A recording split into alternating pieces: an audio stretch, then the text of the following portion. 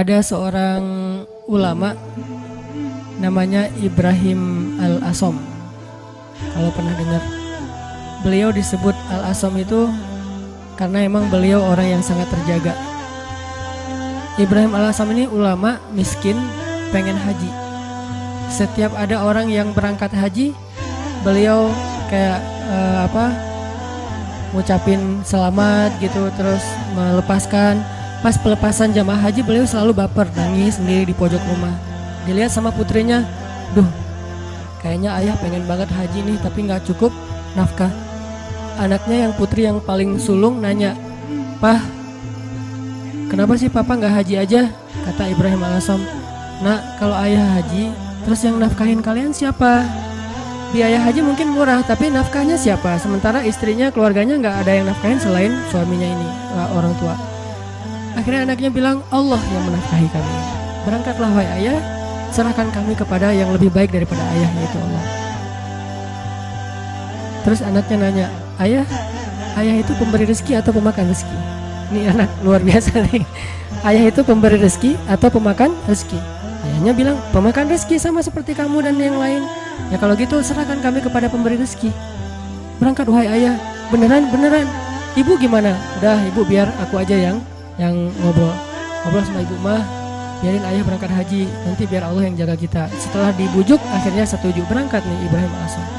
Berangkat, di tengah jalan berdoa, "Ya Allah, saya titipkan keluarga saya kepada Engkau. Engkau sebaik-baik yang menjaga, yang memelihara. Saya aja Engkau pelihara, apalagi keluarga saya." Akhirnya berangkat. Hari pertama nafkah yang disiapin sama ayah mereka masih cukup. Hari kedua, hari ketiga, hari keempat mulai kurang nih. Udah nggak cukup makanannya, rotinya habis. Cuma ada air putih doang, korma udah habis. Mulailah ibunya ngeluh kepada anak yang perempuan. "Ini gara-gara kamu nih, gara-gara kamu akhirnya ayah berangkat. Terus kita gimana, nasib kita gimana?" Dan seterusnya ngeluh. Anaknya nanya lagi kepada ibunya, "Mah, ayah kita itu pemakan rezeki atau pemberi rezeki?" Kata mahnya, "Ya pemakan rezeki sama dengan kita, tapi kan tetap harus ikhtiar." "Ya udah kalau gitu, pemakan rezeki telah pergi, sedangkan pemberi rezeki terus menjaga kita. Allah kan nggak pergi, yang pergi itu yang makan rezeki, Allah nggak pergi. Jadi tenang aja mah, sabar sedikit. Karena kalau Allah mau ngasih kejutan, Allah biasanya suka ngasih ujian dulu. Kenapa dikasih ujian? Supaya Allah ngelihat kita tuh pantas nggak sih dapat kejutan dari Allah. Ini penting nih ya. Kalau Allah pengen ngasih kita surprise, Allah biasanya nguji dikit. Kenapa diuji? Karena Allah pengen lihat kita tuh pantas gak sih dapat surprise yang luar biasa dari Allah. Kalau kita bersabar, Allah kasih tuh kejutan yang luar biasa. Sabar mah, sabar. Gak lama kemudian lewatlah satu rombongan dari raja, rombongan pangerannya lewat berburu kehabisan air. Akhirnya ada satu pengawal datang ke rumah Ibrahim Al-Asom, ketuk pintu minta tolong diberikan air. "Assalamualaikum." "Waalaikumsalam. Saya rombongan pangeran, kita kekurangan air, boleh minta air dari sumur kalian?" Kata istrinya, "Boleh, silakan ambil aja sesukanya." Air berlimpah, akhirnya ngambil, dibawa ke pangeran. Sampai di rombongan pangeran ini mereka minum, airnya manis. Nggak seperti air sumur yang lain, kayak dikasih gula gitu, manis banget airnya. "Ini air kok manis?" Akhirnya pangerannya heran, "Nih kamu dapat dari sumur mana sih, kok airnya kok rasanya manis dan segar gitu? Kayak es teh manis lah pokoknya ya, akhirnya manis, segar, habis makan warung Padang kan es teh." Akhirnya mereka balik ke rumah itu, tanya, "Ini rumah siapa?" "Ini rumah Ibrahim Al-Asom." "Oh, Ibrahim Al-Asom selebgram itu gitu." Kan terkenal Ibrahim Al-Asom waktu itu jadi selebgram, semua orang tahu, tapi nggak tahu wajahnya, cuma tahu namanya, nama besar lah ya. "Oh, Ibrahim Al-Asom ulama besar itu, ahli tasawuf." Ya, seperti yang orang-orang sering ngomong-ngomong. "Oh kalau gitu kami merasa terhormat bisa minum air yang berkah dari rumahnya Ibrahim Al-Asom." "Wah ibu kemana?" "Ibrahim Al-Asom lagi berangkat haji." "Apa yang kalian butuhkan?" "Allah yang mencukupkan segala kebutuhan kami." Kan harga diri ya, nggak mau mengemis. Akhirnya pangeran ini ngomong ke semua menteri, "Keluarkan semua barang-barang berharga kalian, serahkan kepada keluarga Ibrahim Al-Asom sebagai bentuk terima kasih karena udah nolong kita ngasih air." Akhirnya mereka ngasih emas segala macam berpeti-peti gitu, taruh di rumah Ibrahim Al-Asom dan mereka melanjutkan perjalanan. Setelah mereka pergi, anak perempuan ini bilang lagi, "Mah, ayah itu pemakan rezeki atau pemberi rezeki?" "Wah, pemakan rezeki, Allah yang..." Semangat sekarang. Mamanya udah semakin yakin. Ayahnya pulang, harta itu belum habis. Selama beberapa tahun mereka bisa makan tanpa harus bersusah payah. Nah ini artinya tingkat keyakinan kepada Allah itu setelah ikhtiar pastinya memberi kita kejutan-kejutan yang kita nggak pernah bisa ngebayangi. Nah, dalam hidup kita kadang-kadang harus berani bertaruh karena Allah. Kan kita sering gambling karena manusia kan? Kita gambling ngutang ke satu perusahaan yang nanti bayarnya lebih mahal, lebih bertambah. Kita ngutang 10 juta, bayarnya jadi 13 juta. Kita gambling, ketutup lah. Orang saya nanti untungnya sekian-sekian. Gambling kan? Kenapa kita berani gambling kepada makhluk yang bahkan tidak ada niat baik untuk menolong kita?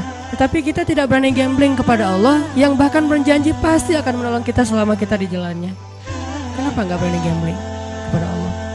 Nikah tunggu mapan dulu. Kenapa nggak gambling aja? Nikah nanti Allah mapankan. Bukankah janji Allah gitu? Kalau mereka fakir, kalau mereka fukoro, kalau mereka nggak punya makan, Allah yang akan memberi makan. Kan beres.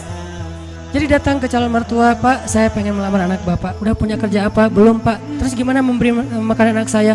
Allah yang memberikan makan. Dan ngomongnya jangan ragu-ragu, yakin. Allah, Pak. Bapak mau saya sebutin hadis-hadisnya. Siapin aja buku hadisnya beberapa lembar. Silakan, Bapak boleh dibaca-baca pas waktu senggang. Mungkin waktu itu nggak langsung diterima. Hidayah orang kan bertahap ya. Waktu itu minimal dia udah ngerti dulu. Hari seminggu kemudian setelah dia baca hadis-hadis, akhirnya dia nelpon untuk ngomong lagi, minta hadis yang lain, tapi nggak nerima-nerima gitu. Cuma pengen belajar agama doang. Intinya teman-teman, yakin sama Allah. Bukan nunggu mapan baru nikah. Nikah Allah mapankan. Nunggu punya bekal baru berangkat ke luar negeri ke Mesir. Berangkat dulu, nanti Allah kasih bekal. Tahu itu yang sering saya jelasin, yang kalau di YouTube kan namanya tuh gimana saya berangkat ke Mesir nggak bawa bekal. Ikhtiar udah mentok, dan mentok-mentoknya cuma dapat $1.000. Udah mentok banget tuh. Tabungan dikuras, kemudian ikut beberapa perlombaan supaya dapat hadiah. Memang waktu itu saya nggak ikhlas, pengen juara supaya dapat hadiah, dapat 500.000, dapat 1 juta. Wah, bisa dikumpulin $1.000, habis bayar tiket sama travel. Nggak ada uang sisa sama sekali, Rp1 juga nggak. Kan ikhtiarnya udah mentok nih. Apakah doa pernah mentok? Doa itu nggak ada mentoknya, ada aja terus. Ya udah, ya Allah, saya udah ikhtiar, dapatnya cuma $1.000. Sisanya pasti banyak, cuman ada di sisi Allah, bukan di sisi saya. Ada banyak, cuman di sisi Allah. Allah ghaniyun, Allah maha kaya. Wa ma indallahi khair, dan apa yang ada di sisi Allah pasti lebih baik daripada yang di sisi kita. Allah ngasihnya pas kita butuh. Sekarang saya kan belum butuh, butuhnya buat bayar travel. Ya udah, Allah bayarin dulu buat travel. Kalau buat makan nanti ngasihnya pas mau makan, jangan sekarang. Kita kan sering yakinnya kalau udah ada di tangan kita, bukan di tangan Allah. Dan itulah derajat keyakinan kita. Makanya yang terjadi keajaiban dalam hidup kita itu ya gitu-gitu aja. Kita yakin apa yang ada di tangan kita, bukan yakin apa yang ada di tangan Allah. Terus jangan di tangan Allah, saya gimana nanti? Ya pas kita butuh Allah kasih. Jadi ibaratnya kita kayak nitipin duit ke orang yang sangat terpercaya, orang tua kita gitu, atau ke istri.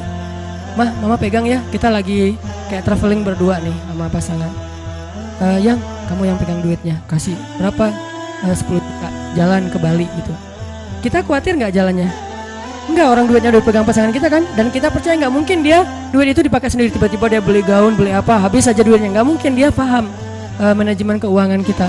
Pas mah bayarin taksi, keluarin sama dia. Mah bayarin kasih tip ke bel saya di hotel, bayarin sama dia 15.000, 20.000. Ada terus ketika kita butuh. Gitu juga kita menitipkan nasib kita kepada Allah. Masalahnya cuma yakin, bukan ada apa enggak. Adanya pasti, yakin enggak, itu doang masalahnya. Sama kayak kita nitip ke pasangan tadi, ada duitnya, yakin enggak bahwa duit itu nanti akan dikasih pas kita butuh? Yakin. Berarti ke Allah juga harusnya kayak gitu. Bukan gak ada duitnya, bukan gak ada hartanya, bukan gak ada kebaikan dan anugerah itu. Ada banget. Cuman yakin gak kita Allah sebaik-baik yang memelihara? Berangkat ke Mesir, butuh makan, baru Allah kasih buat makan. Butuh bayar kos-kosan, awalnya 3 bulan pertama, baru Allah kasih buat kos-kosan. Butuh, setiap butuh Allah kasih. Toh selama saya di Mesir, saya gak pernah tuh ngerasa kurang dari kebutuhan saya. Walaupun gak megang lebih, tapi gak pernah merasa kurang. Sama kan? Apa bedanya dengan pegang lebih? Nih ya, nggak ada dua orang nih. Yang satu pegang duit banyak, tapi yang dibelanjakan segitu-gitu aja. Yang satu nggak pegang duit banyak, tapi yang dibelanjakan juga sama dengan yang pegang duit banyak. Bedanya apa? Cuman beda tenang doang ya. Yang satu tenang karena megang duit banyak, yang satu nggak tenang karena nggak megang duit kan. Cuma beda itu doang, padahal yang dibelanjain sama. Kalau nggak punya duit nanti mau beli sesuatu yang mahal gimana? Ya berdoa aja minta yang mahal. Ya Allah, pengennya sih Alphard, duit nggak ada. Kita kan baru berani milih barang mahal kalau kita punya duit banyak kan? Kenapa nggak berdoa yang mahal walaupun kita nggak punya duit? Di situ belajar iman, belajar yakin sama Allah, belajar la ilaha illallah. Saya dulu pas mau beli rumah, namanya saya punya duit. Yang saya juga cerita tuh, duitnya berapa? Cuma 30 juta. Rumah yang dicari 300 juta. Rumah yang didapat 700 juta. Coba gimana tuh? Logikanya nggak masuk. Tapi yakin aja sama Allah, jalan aja tuh, jalan-jalan, azan asar. Allahu Akbar, Allahu Akbar. Allah Maha Besar. Masuk ke masjid, sholat. Gak kepikiran juga habis sholat dapat rumah. Kalau kepikiran mungkin gak dapat kan? Kepikirannya Allah yang panggil. Nih bos manggil nih. Gak boleh ditunda-tunda kan? Bos yang manggil, datang. Sholat. Habis sholat ketemu jemaah. Ustadz lagi ngapain? Enggak, lagi jalan-jalan. Senyum-senyum malu gitu. Jalan-jalan kok jauh-jauh ke sini, daerah Cimahi pelosok gitu. Nggak lagi nyari rumah pak. Wah kebetulan Ustadz, saya juga lagi jual rumah 700 juta, ada yang minta, saya nggak lepas. Senyum aja. 700 nggak dilepas, apalagi 300. Enggak pak, saya nyari-nyari yang kecil-kecil aja, yang 2 kamar buat saya sama anak. Oh udah Ustadz, lihat aja dulu, siapa tahu berubah pikiran. Enggak apa-apa, makasih gitu. Pulang nih, malam dia telepon lagi, Ustadz please besok datang ya. Ini benar ya kata Nabi, kalau kita nggak mencari dunia, dunia tuh ngejar-ngejar kayak memelas gitu, begging ke kita tuh. Bayangin dunia begging. Please Ustadz datang, please Ustadz ambil saya, kata si rumah teh. Rumahnya minta begging ke saya supaya saya tinggal di situ. Ya saya mah orangnya biasa-biasa aja. Karena nggak yakin kalau itu bisa gitu ya. Ya udah, karena menghargai dia datang besoknya. Bukan untuk ngelihat rumah, menghargai orang yang meminta. Datang pas ngelihat garasinya muat 3 mobil, makin nggak mungkin. Ada kolam renang anak, makin nggak mungkin. Kamarnya 10, wah nggak mungkin. Gimana Ustadz, kata dia, rumahnya besar ya pak. Gitu doang basa-basi. Gimana Ustadz, tertarik? Ya siapa nggak tertarik rumah kayak gini, tapi saya nggak nyari yang kayak gini-gini pak, males ngerawatnya, nyapunya susah gitu. Alasan gitu. Udah Ustadz, sanggupnya berapa? Saya nyarinya yang 300 juta sih pak. Udah ambil aja Ustadz. 300 juta langsung ambil. Saya baru bilang cuman duitnya 30 juta. Mungkin dia nggak enak juga mau ngomong, Ustadz ngomong dari tadi kayak gitu ya.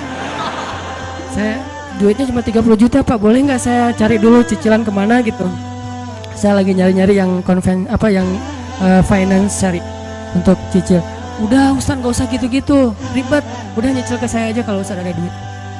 Berapa lama nih? Ya terserah Ustadz, mau setahun, 2 tahun, 10 tahun, terserah Ustadz deh. Alhamdulillah sampai setahun lunas. Allah kasih rezeki. Yang tadinya kita tuh nggak punya rezeki sebanyak itu untuk bisa ngelunasin hutang besar. Tapi begitu Allah kasih kesempatan, bukan sengaja mau berhutang, Allah mudahkan, ya udah. Akhirnya ada aja jalan. Saya usaha awalnya jual beli pulsa gitu kan, ada 60 cabang pulsa dulu di Bandung, belum ada Indomaret, Alfamart. Terus mulai naik lagi jual beli mobil bekas, mulai naik lagi main di properti sedikit nggak banyak, nggak gede sih. Tapi di situ Allah ternyata benar ya, kalau kita mintanya ke Allah, Allah Maha Kaya, bisa ngasih lebih dari yang bisa dikasih oleh manusia. Kalau minta ke manusia, minta banyak-banyak amat sih, kan gitu kan ya. Minta ke perusahaan finance, pasti dia minta jaminan. Jaminannya dia akan ngasih maksimal setengah dari harga bangunan yang kita gadaikan. Itu artinya kita selama ini belum bisa tenang, belum bisa tumakninah kalau belum ngelihat materi itu di kantong kita, di saldo kita. Seolah-olah kalau itu di tangan Allah nggak ada. Itu masalah kita. Masalah kita di situ teman-teman. Seolah-olah kalau masih di tangan Allah itu belum ada. Padahal di tangan Allah itu lebih ada daripada di tangan kita. Kenapa? Di tangan Allah itu nggak akan raib. Nggak ada yang bisa nyolong di tangan Allah. Di tangan kita banyak yang bisa nyolong. Di tangan Allah itu nggak mungkin diambil orang, dicopet, dijamret, nggak mungkin. Di tangan kita gampang banget dijamret. Di tangan Allah nggak mungkin salah ngitung, di tangan kita gampang salah ngitung. Di tangan Allah nggak mungkin mubazir, sia-sia, salah penggunaan. Di tangan kita mungkin banget salah digunain, akhirnya mubazir, sia-sia. Artinya apa yang di tangan Allah khair, wa ma indallahi khair, benar-benar lebih baik. Cuman Allah kenapa nggak nunjukin fisiknya? Karena Allah nggak pengen kita melihat itu dengan mata kita. Allah pengen kita melihat itu dengan hati dan iman kita. Jadi yang bisa mendapatkan apa yang di tangan Allah itu hanya orang yang bisa ngelihatnya dengan iman dan hatinya, bukan dengan matanya. Kalau kita cuma ngandelin mata terus menerus, berarti yang kita akan alami dalam hidup itu hanya yang terlihat saja. Yang tadi saya bilang logis dan ilmiah, dan itu nggak ajaib. Walaupun itu juga hal-hal aja sih, baik-baik aja buat kita. Tapi kan kita pengen naik level lebih baik, lebih enjoy lagi dengan hidup. Berarti kita harus belajar menggunakan mata batin. Dan mata batin ini adalah iman. Mata batin ini basiroh. Mata batin ini adalah tazkiyatun nufus. Mata batin ini adalah al-qalb, hatinya. Al-fiqhu fiqhul qalb. Pemahamannya bukan pemahaman pikiran. Pemahamannya fiqhul qalb, fiqhul qulub, dipahami dengan hati. Itu teman-teman dalam segala urusan, mau kerjaan, mau skripsi, mau kuliah, mau jodoh, mau apapun, gunakan hanya mata fisik kita untuk melihat. Kayak nggak ada tanda-tandanya nih. Mungkin di sini nggak kelihatan, tapi di sini Allah yang mendatangkan. Tiba-tiba ada keajaiban terjadi dalam kehidupan kita. Dan saya sering ngalamin yang kayak gitu-gitu tuh sering banget. Termasuk ketika dapat musibah. Kalau kita tahu bahwa kalau kita dapat musibah dan kita ridho, bukan ikhlas ya. Kalau ikhlas kan ibadah. Kalau musibah namanya ridho. Walaupun orang Indonesia suka bilang yang ikhlas ya, bukan yang ikhlas, yang ridho ya gitu. Kalau kita ridho dengan satu musibah lalu kita serahin sama Allah, Allah tuh gantiin yang lebih banyak loh. Masalahnya kita nggak yakin. Dapat musibah langsung panik, langsung putus asa. Harusnya pas dapat musibah tetap kita ikhtiar untuk menyelesaikan masalah kita, mencari jalan keluar, mengambil kembali hak kita. Tapi itu jangan sampai mengalahkan porsi kita meminta kepada Allah gantinya yang lebih baik. Begitu dapat musibah, ini bukan cuma antara kita dengan orang, tapi antara kita dengan Allah. Ya udah, kalau lo curang sama gua, ya Allah beri saya yang lebih baik daripada yang sudah hilang dari saya. Allahumma ajurni fi musibati wa khlufli khairam minha. Langsung Allah ganti. Dan itu janji Rasul. Mana pernah Rasulullah berdusta? Tidaklah orang berdoa dengan doa itu ketika musibah, kecuali Allah akan memberikan gantinya yang lebih baik untuk dia. Tapi kita harus benar-benar yakin dan bijaksana. Maksud bijaksana di sini, jangan mendikte Allah harus seperti yang kita pengenin. Karena Allah ngasih yang lebih baik, gak mungkin yang lebih kurang. Minimal sama atau lebih baik, gak mungkin kurang dari itu. Doa, saya pernah mobil saya diserempet orang, terus orangnya pergi. Saya ini ternyata untuk benerin mobil yang keserempet itu 1,5 juta. Langsung doa waktu itu juga, pas lagi kena musibah, jangan tunggu marah dulu beberapa hari baru doa. Saat itu juga, Allahumma ajurni fi musibati wa akhlif li khairan minha. Orangnya udah nggak ketahuan di mana, nggak bisa ngejar lagi. Tapi saya udah rugi 1,5 juta. Gimana nih ya Allah, beri saya ganti yang lebih baik. Seminggu kemudian Allah ganti 15 juta. Benar kan? 10 kali lipat, 15 juta. Dan itu bukan sedekah, bukan pemberian orang yang kasihan. Allah kasih jalan mungkin lewat usaha apa, lewat penghasilan apa, lewat untung dari mana. Yang jelas halal. Dan itu 15 juta, 10 kali lipat. HP saya jatuh. HP waktu itu harga yang punya pertama harga 2 juta. Ada qiyamul lail di masjid markasnya Pemuda Hijrah. Saya bangun jam 2, acaranya jam 2. Jadi udah telat kan. Bangun langsung panik gitu. Orang-orang pada nunggu. Miss call udah 15 gitu, banyak banget. Ustaz di mana aja? Akhirnya panik, wudu. Karena panik pakai baju segala macam, HP jatuh dan kacanya langsung pecah dan gak bisa dipakai. Saat itu juga saya doa, ya Allah beri saya ganti yang lebih baik darinya. Berangkat ke masjid. Paginya Allah ganti dengan Note 5 yang waktu itu harganya 10 juta. Gimana caranya? Allah punya banyak cara, ada aja. Tiba-tiba ada usaha ini yang mungkin untung sedikit, dari sini ada apa, ada yang hadiah atau ada apa. Banyak banget subulana, jalan-jalan kami. Tinggal minta aja sama Allah. Sehingga kalau kita yakin dengan ini, begitu diputusin, kita adik kakak aja ya, gak apa-apa. Langsung nih. Kan dalam kondisi kayak gitu kayaknya kita lagi ngejos banget ya imannya. Doanya lagi khusyuk banget tuh. Sholat aja nangis-nangis kan. Padahal imam tuh belum baca ayat kita udah nangis. Allahu Akbar. Takbirnya aja khusyuk, coba subhanallah itu. Kalau lagi diputusin emang gitu banget sih sholatnya. Pernah nggak sih ngerasain? Nggak pernah ya. Pokoknya waktu yang paling enak berdoa itu lagi habis diputusin, habis rugi, pokoknya lagi banyak masalah tuh doanya enak banget tuh. Tilawah Al-Quran baru alif lam mim udah nangis. Belum juga ayatnya la uqsimu biyaumil qiyamah tentang al-haqqah, enggak, bukan ayat-ayat kiamat. Alif lam mim doang. Atau nun nangis, nun doang nangis. Satu huruf gitu ya. Jadi dalam kondisi yang lagi sangat lemah, itu kondisi sebetulnya spiritual kita lagi sangat kuat. Jadi secara fisik atau secara emosi kita lagi lemah-lemahnya, di saat yang sama berarti spiritual kita lagi kuat-kuatnya. Gunakan kesempatan itu. Biasanya kalau emosinya lagi stabil, lagi nyaman, spiritualnya lemah. Seringnya tuh kayak gitu kan. Lagi nggak ada masalah, lagi nyaman nih, semuanya kayaknya asik-asik aja. Kita doa juga Rabbana atina fid dunya hasanah. Ada yang lebih parah, ya Allah samain aja deh dengan yang sebelah gitu kan. Saking malesnya berdoa, doa sholat juga bacanya yang standar-standar aja, Al-Ikhlas. Karena cuma itu yang ikhlas, yang lain nggak ikhlas. Tapi begitu emosional kita lemah, di waktu yang sama spiritual kita langsung kuat.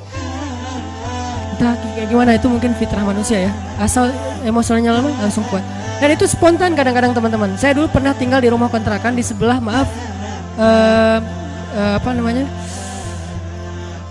lokalisasi. Jadi di sebelah rumah saya itu ada kayak asrama kayak gituan, kupu-kupu senja. Saya persis di sebelah rumahnya di Bandung tuh. Namanya Jalan Saninten. Kan ada Saritem, ada beberapa kan. Nih ada Saninten juga. Saya tinggal di sebelahnya. Kalau malam pokoknya kita sering dengar banyak hal-hal aneh aja di sebelah. Kalau saya mau ke masjid, saya sengaja ke masjid itu pakai jubah, pakai sorban, gitu ya. Terus janggut digini-giniin, padahal nggak panjang, tapi digini-giniin. Jalan depan cewek-cewek itu sore kan mereka udah pada duduk, udah selesai dandan, udah wangi kan, duduk depan gang tuh. Saya jalan, assalamualaikum, waalaikumsalam. Lewat. Kadang-kadang kalau malam mereka nggak kenal saya lagi lewat pakai motor gitu, langsung disamperin, om gini. Saya tinggal di situ. Oh ya maaf om, saya balik panggilin. Suka dipanggil-panggil gitu. Orang saya tinggalnya di situ. Pas anak udah agak gede, saya khawatir anak jadi nggak sehat dengan lingkungan itu, baru pindah. Tadi mau cerita apa ya? Hah? Oh ya, spontan ya. Nah, yang punya tempat itu pastinya nggak pernah sholat dan memang preman juga sih, badannya gede. Kalau dengan saya mungkin 4 kali saya lah, gede banget pokoknya, gede banget orangnya, tinggi besar dan nggak ada yang berani sama dia. Ada gempa waktu itu di Bandung, siang-siang gempa, dia lagi tidur di atas, biasa tidur pagi gitu, jam 10 pagi tidur. Pas gempa dia langsung loncat ke bawah, Allahu Akbar, Allahu Akbar. Saya kira ada demo apa gitu, dia takbir sendiri, Allahu Akbar, takbir. Coba bayangin, perhatikan spontanitas fitrah manusia itu, ketika emosionalnya terganggu, spiritualnya naik kan. Dan itu kesempatan kita untuk kembali ke Allah banget tuh. Karena untuk dapetin spiritual yang sengejos itu, kalau normal susah, kita harus benar-benar ikhtiar. Tapi kalau lagi emosional kita drop, di sisi yang lain, sisi baiknya Allah langsung naikin spiritual kita. Tapi kalau kita abaikan, dua-duanya drop, habis kita. Jangan abaikan. Dia langsung takbir, Allahu Akbar, Allahu Akbar. Saya gempa, keluar semuanya dari rumah, takut runtuh. Pas udah beres gempa, ketawa-ketawa lagi gitu pada ngobrol. Itu terjadi. Dan keluarga saya juga ada yang kejadian pas tsunami dulu di Aceh, kan saya dari Aceh.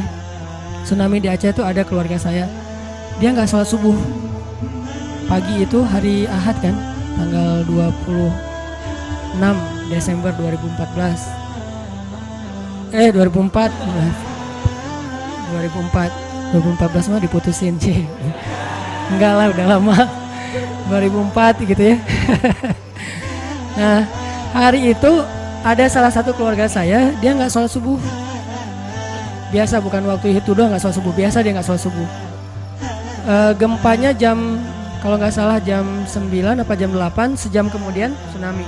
Pas tsunami dia tuh lari hilang, padahal orangnya itu sering berantem, pokoknya jagernya di kampung lah sering berantem sama orang-orang di terminal. Tapi begitu tsunami dia lari duluan.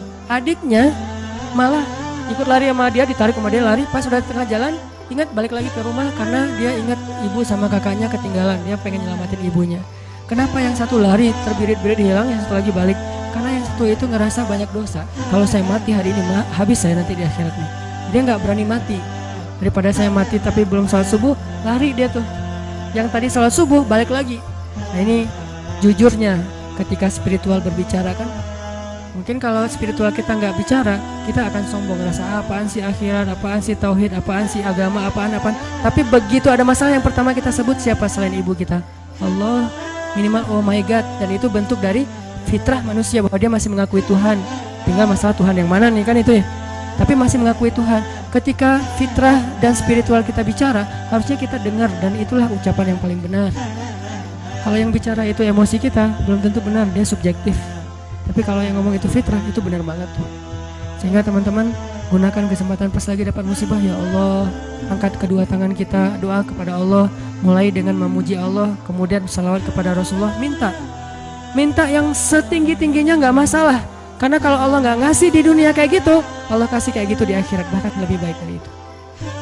Apa sih ruginya kita minta, ya Allah beri saya Ferrari. Dia nggak tahu diri nih mintanya Ferrari gitu. Tapi kan minta ke Allah nggak masalah.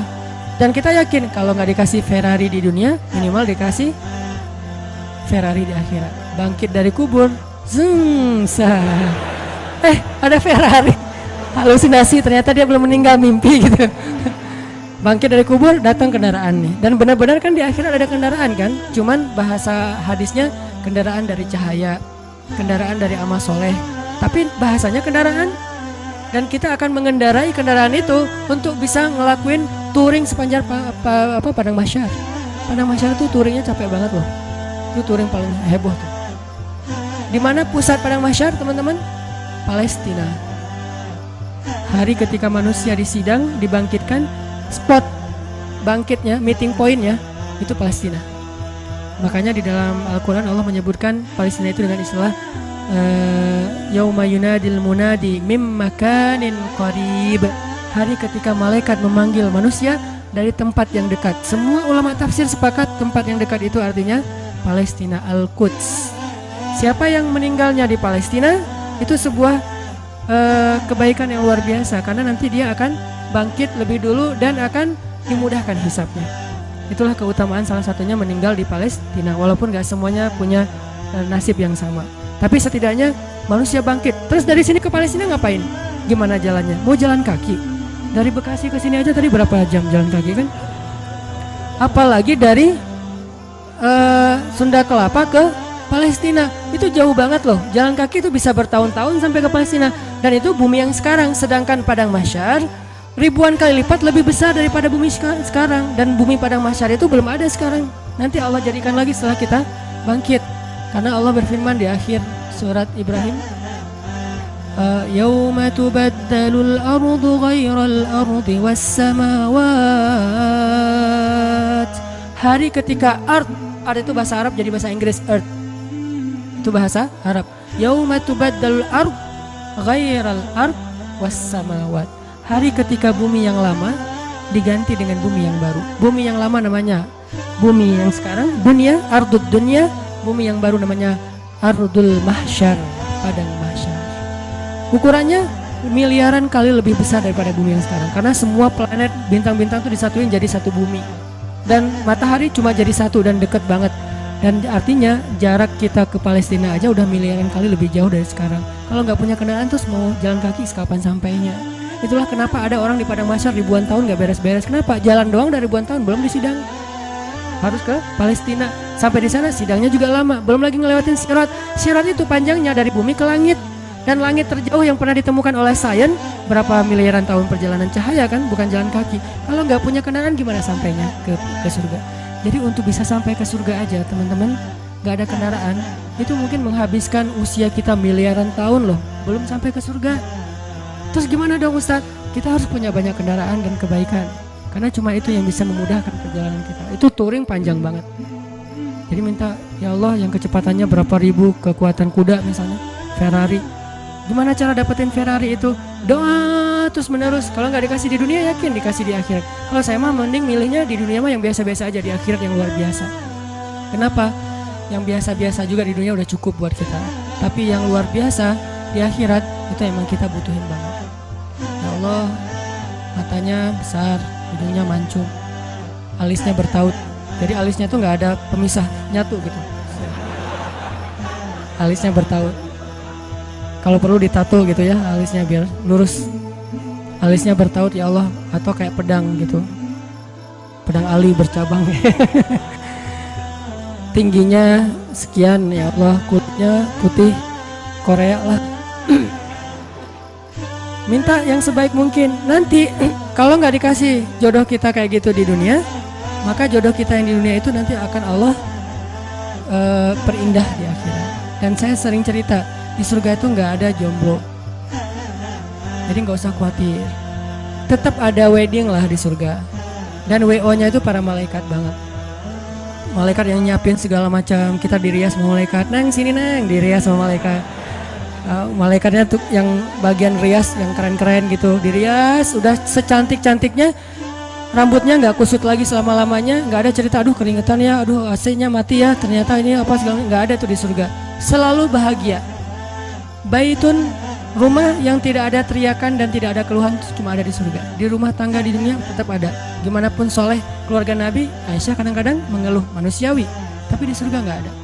Nikah di surga. Siapa yang jadi walinya? Allah Subhanahu wa Ta'ala. Saya nikahkan kamu dengan perempuan yang soleha ini, perempuan dunia yang udah jadi bidadari, dengan mahar surga satu seluas langit dan bumi. Saya terima nikahnya. Nggak ada cerita di surga itu ngucapin akad nikah salah, itu nggak ada. Sah, kata saksi, sah nggak ya? Sah nggak ya? Nggak deh. Ternyata saksinya mantan belum bisa move on gitu. Hati-hati cari saksi ya, jangan mantan. Pasti nggak sah melulu itu mah. 10 kali juga nggak sah. Intinya teman-teman, surga itu didapetin kalau kita benar-benar di dunia ini menggunakan semua kesempatan di sisi Allah SWT. Ada masalah minta ke Allah, ya Allah, ya Allah. Doa aja yang sebaik mungkin, nggak ada sia-sianya. Itu beberapa kisah yang mudah-mudahan bisa booster semangat kita beramal soleh dan selalu hadir dalam majelis para ulama. Dengerin taklim itu bukan berat ya, bukan untuk kita menganggap diri kita paling benar, yang lain salah, kita masuk surga, yang lain neraka, kita petunjuk, yang lain sesat. Bukan. Dengerin taklim tuh untuk apa? Ngecas iman kita masing-masing. Jadi kalau dengerin materi, oh ini teman gua banget nih, ini dia banget nih, ini istri banget nih, ini suami banget, enggak, ini saya banget. Saya sering banget tuh dengerin taklim yang kayaknya khotib itu kayak ngomongin saya tuh. Kan saya udah 2 tahun ini nggak khutbah Jumat, jarang banget khutbah Jumat, sengaja nggak ngambil jadwal khutbah karena saya pengen jadi yang mendengar. Kalau dulu setiap Jumat khutbah, kalau sekarang setiap Jumat pengen dengerin ceramah. Sering banget tuh pas denger ceramah si khatib itu kayak kenal saya, padahal kita nggak kenal. Yang diomongin saya aja tuh. Ada orang begini-begini lah, saya tuh. Kalau kayak gini dia begini, dia ngomong dan segala macam, dia kadang-kadang membicarakan sesuatu yang dia tidak amalkan. Dah gua banget nih. Terus aja kayak diceramahin seolah-olah satu masjid itu isinya cuma saya sendiri, nggak ada yang lain. Kan kita sering kan kayak gitu ya. Kenapa? Allah yang menggerakkan lisan seorang ustadz, ulama untuk menasihati kita, sehingga nggak perlu kita, wah ini mirip teman saya nih, harusnya dia dengar ya, harusnya saya rekam ya, ini harusnya istri saya dengar nih, harusnya suami saya dengar. Jangan mencari nasihat untuk orang lain, carilah nasihat untuk diri kita sendiri. Kalau kita lagi ada masalah sama pasangan, nanti kalau udah ada pasangan maksudnya, kalau kita punya masalah sama pasangan ya, jangan pernah googling hadis-hadis pasangan. Suami googling istri-istri yang soleh, hadis search. Jangan. Istri suami yang imam terbaik, search. Gak usah cari nasihat buat pasangan, carilah nasihat buat diri sendiri. Suami hadis-hadis suami yang penyabar, search. Ketemu nih, kita jadi semangat lagi. Oh berarti saya yang salah. Istri yang solehah, hadis search. Oh saya yang salah. Gitu harusnya, jangan disilang. Kalau disilang semuanya saling menuntut dan saling menyalahkan. Kalau sesuai dengan masing-masing kapasitasnya, semuanya saling memperbaiki diri. Cari buat diri kita. Ikut taklim buat memperbaiki diri, bukan memperbaiki kelompok yang lain. Bukan memperbaiki orang lain, tapi memperbaiki diri kita sendiri. Itu aja, mudah-mudahan ini bisa jadi penyemangat Saya mohon ampun kepada Allah jika ada yang salah. Mohon maaf jika ada yang keliru. Barakallahu li wa lakum.